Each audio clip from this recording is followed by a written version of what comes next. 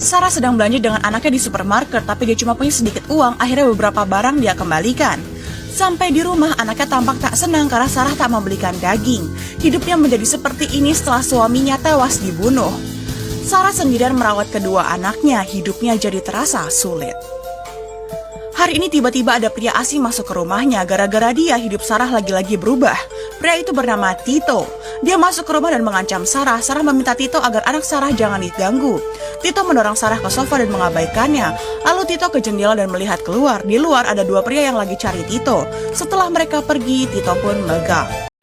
Lalu Tito mengeluarkan kresek, isinya penuh oleh narkoboy. Tata Tito mencuri narkoboy dari dua pria yang mencari-carinya tadi.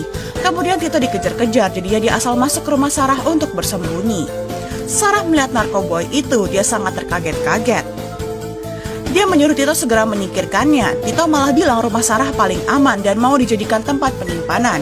Kalau narkoboynya berhasil dijual, Sarah akan dapat uang juga.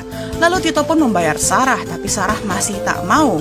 Dia tidak mengambil uang itu. Dia menyuruh Tito pergi dan membawa narkoboy itu, tapi Tito malah marah dan mulai mengancam-ngancam Sarah. Dia bahkan mengambil pisau untuk menakuti Sarah. Katanya kalau Sarah tak setuju, Tito tak akan melepaskan Sarah. Dan nyawa anak Sarah juga dalam bahaya. Sarah takut anaknya kenapa-napa, akhirnya dia terpaksa setuju. Tanpa Sarah ketahui, keputusan ini telah membuat hidupnya berubah.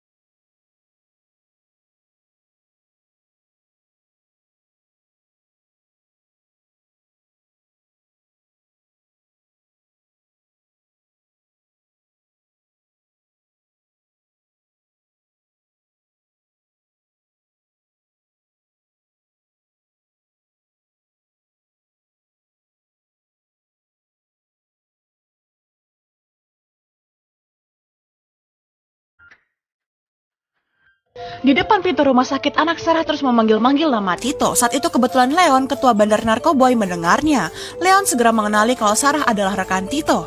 Ternyata Tito adalah anak buahnya yang ditugaskan untuk mengedarkan narkoboy. Tapi Tito sudah lama menghilang. Leon pun diam-diam mengikuti Sarah. Ia ingin tahu keberadaan Tito. Tapi Leon tak sendiri, ia bawa anak buahnya yang lain. Sarah yang melihat itu buru-buru keluar rumah untuk mengamankan anaknya. Tapi ia keburu dihampiri anak buah Leon di jalan.